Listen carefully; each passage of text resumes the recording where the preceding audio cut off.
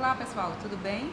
Eu sou Ana Rosa, sou professora de vocês no início desse módulo de Comércio Exterior. A disciplina que abre essa nossa primeira fase é Fundamentos de Comércio Exterior. E a partir de agora a gente inaugura esse módulo tão especial com essa disciplina que vai dar para a gente o alicerce, ou seja, a base necessária para a gente continuar nessa caminhada rumo aos conhecimentos em logística. E comércio exterior, naturalmente, é um ponto principal, um ponto que vai fazer muita diferença na base curricular de vocês. Então, para começar hoje, a gente vai ver justamente a competência que fala da importância da atividade exportadora. Essa é a nossa meta para hoje e a gente vai vencê-la junto. Então, para começar, vocês podem acompanhar aí na nossa apostila, são alguns dos assuntos que a gente traz, né? As bases tecnológicas que a gente vai querer trabalhar nessa videoaula de hoje dizem respeito ao impacto da globalização, e aí vocês vão ver como esse fenômeno mundial interfere nas trocas internacionais. A gente vai ver também como é que funciona um processo de internacionalização de uma empresa. Depois a gente vê o passo a passo, as etapas necessárias para uma empresa ingressar no comércio exterior. Na sequência, a gente trabalha quais são as vantagens de exportar, sem deixar de falar também que em alguns momentos haverá dificuldades para fazer esse movimento. E por fim, a gente dá uma pincelada nos tipos de exportação. Então a ideia nossa é iniciar dando essa panorâmica, essa visão global, para que vocês percebam e acompanhem junto com a gente a evolução dessa disciplina que é tão bacana. Então, para começar, o que a gente vai tentar trabalhar aqui hoje? São etapas iniciais, etapas primárias. A gente vai ter noção de como é que a gente se planeja. A gente quer exportar, mas ainda falta muito para a gente fazer com que isso aconteça. A gente precisa fazer a lição de casa, se planejar internamente enquanto empresa. Na sequência, a gente precisa encontrar quem será o nosso comprador. Isso envolve muito de burocracia, muito de procedimentos administrativos. E, por fim, também vai estar envolvida nessa primeira etapa a negociação, o corpo a corpo com essa empresa que vai adquirir nossos produtos ou serviços lá fora. Então, mas antes da gente ingressar um pouquinho mais nessa nossa discussão, na nossa apostila tem lá à nossa disposição alguns termos técnicos que cada vez mais vocês vão ter que se habituar, como, por exemplo, o que é exportação e importação, o que é um contrato, né, de venda no comércio internacional, quais são as empresas envolvidas, a participação do governo. Então comecem a perceber que esses elementos eles são muito importantes nessa dinâmica e eles vão estar sempre nos acompanhando.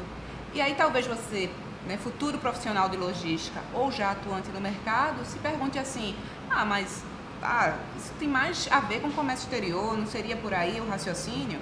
Não, tem a ver com uma atividade como um todo e você faz parte dela. São atividades irmãs, né? O comércio exterior e a logística andam juntos. Por isso que a gente está aqui dando fundamento, né?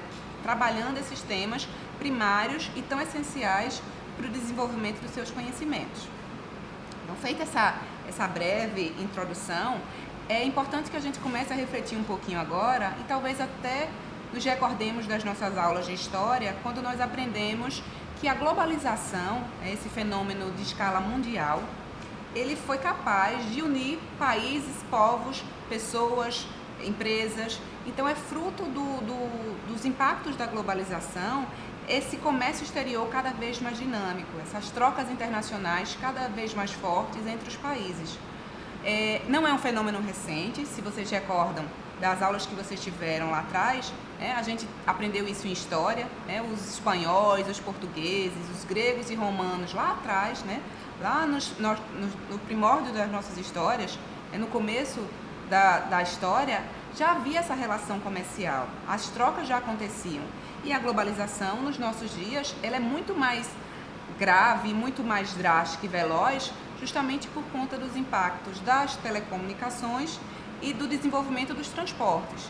Então, a gente deve a esses dois pontos um fator preponderante para as trocas internacionais entre países e, naturalmente, entre as empresas.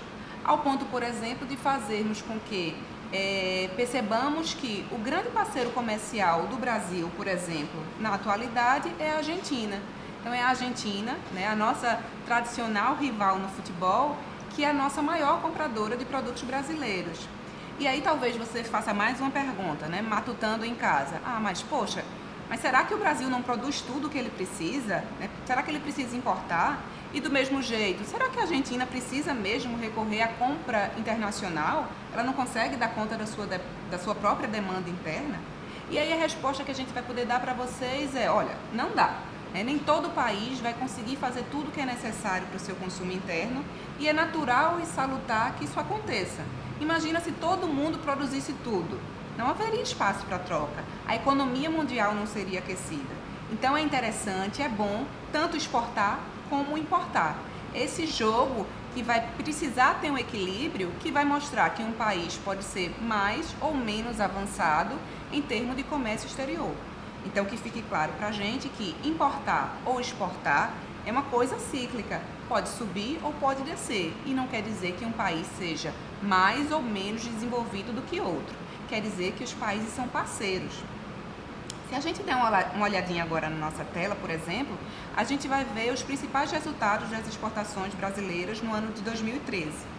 E talvez surpreenda vocês, por exemplo, perceber o aparecimento de países e blocos econômicos, que vai ser um assunto que a gente vai ver mais à frente, em competências posteriores, que vai mostrar para vocês como é essa dinâmica das exportações brasileiras, por exemplo. Então aparece aí a Argentina, aparece os Estados Unidos, aparece a África, como países e continentes, os blocos também, que compram do Brasil. Da mesma forma que o Brasil vende para esses países, nós também fazemos o movimento inverso, também importamos dos países próximos a nós, bem como do outro lado do mundo. Se você for no seu guarda-roupa, ou se você for no seu armário e tiver a curiosidade de dar uma olhadinha no rótulo, ou na etiqueta da sua roupa, você vai perceber que cada vez mais temos produtos de países que a gente às vezes nem se dá conta que existe e está tão perto da gente e a gente não precisou ir até aquele país para adquirir o produto. Ele veio até nós por meio dos processos de importação e de exportação. Então, feito esse preâmbulo, essa introdução, o que a gente pode começar a pensar um pouquinho mais? Que não deve ser tão fácil assim essa tal dessa importação e dessa exportação. Claro que não. Não dá pra gente pensar que vai ser tudo às mil maravilhas e que isso vai correr de uma forma plena, sem grandes atropelos e grandes transtornos. Não. Se você se dedica, se você pensa em exportar, se você é uma empresa que começa a fazer essa tentativa de competir internacionalmente, se prepare porque os desafios serão muitos. A começar, por exemplo, com a necessidade de você ter que se organizar internamente. É como se você fosse transformar-se numa outra empresa. Porque uma coisa é atender o mercado local. Todo mundo aqui fala o mesmo idioma, os hábitos de consumo são parecidos, o gosto do consumidor é próximo, há uma facilitação porque é o seu mercado local. Outra coisa é você tentar desbravar uma praça no outro lado do mundo ou num país vizinho. Tem muita coisa em jogo, além da própria concorrência. Embora, falando em concorrência, seja necessário você pensar que se você continuar somente atendendo ao mercado interno, você fica muito vulnerável. Muito vulnerável, por exemplo, ao fato de os consumidores internos, eventualmente, pararem ou diminuírem a aquisição dos produtos ou serviços que você vende. E ainda mais, empresas exteriores, empresas internacionais, começam cada vez mais a chegar ao Brasil e até mesmo a Pernambuco. Cada vez mais a gente se depara com marcas que até então não existiam aqui. Empresas se instalam no nosso estado. Então, você vai concorrer com quem é local e também com quem veio de fora. Esse é o grande dilema, competir lá fora, competir também aqui dentro. Então, são muitas perguntas que o empresário precisa responder para decidir se é o momento, se já é adequado tentar fazer esse voo internacional. Então, essas primeiras dificuldades vão surgir, elas são naturais. O bom é que a gente consegue vencer quando a gente se esforça para planejar ou reestruturar essa nossa organização rumo ao comércio exterior. Então, por exemplo, perguntas clássicas que vão ter que ser respondidas por nós, pelos empresários, das corporações das quais fazemos parte. Quanto a gente vai exportar? A gente vai destinar quanto da nossa produção para o mercado exterior? Eu não vou poder nem descobrir o mercado interno, colocando muito lá para fora, porque eu não vou ter a garantia, a certeza que eu vou ter êxito, que o mercado exterior vai absorver tudo aquilo que eu quero vender. Então eu tenho que fazer aí um estudo, Quanto por cento é necessário para o mercado local e para o mercado internacional. Também é interessante que eu pense nos critérios de qualidade. Uma coisa é atender o mercado local, que eu já conheço. Outra coisa é me deparar com consumidores que podem ser mais exigentes do que o consumidor local, do que o consumidor brasileiro, nordestino. Em compensação, quando a nossa empresa passa a pensar em qualidade, ela tende a melhorar não só externamente, como também internamente. Então a gente tem um aspecto positivo, um rebatimento positivo quando a gente pensa em exportar. Eu também vou precisar saber do quanto eu disponho para fazer esse investimento. Eu vou ter que fazer investimentos em pessoal, talvez seja necessário que eu contrate pessoas, que eu amplie o meu parque, né, que eu compre novos equipamentos. Naturalmente, obrigatoriamente, eu vou ter que fazer material de divulgação num outro idioma que não o nosso, né, no mínimo em inglês e espanhol. Então, são custos, são informações e são reflexões que precisam ser anteriores a essa minha decisão formal de ingressar, né, de tentar uma pontinha de luz no mercado exterior. Quando eu vivencio esse momento enquanto empresa, eu posso me deparar com algumas situações bem interessantes. São as etapas do processo de internacionalização. Então, eu posso ser uma empresa não interessada ainda em comércio exterior. De repente, eu recebo um convite, né? Alguma empresa de fora me corteja para ver se eu consigo atendê-la, mas naquele momento eu acho que ainda não é a minha.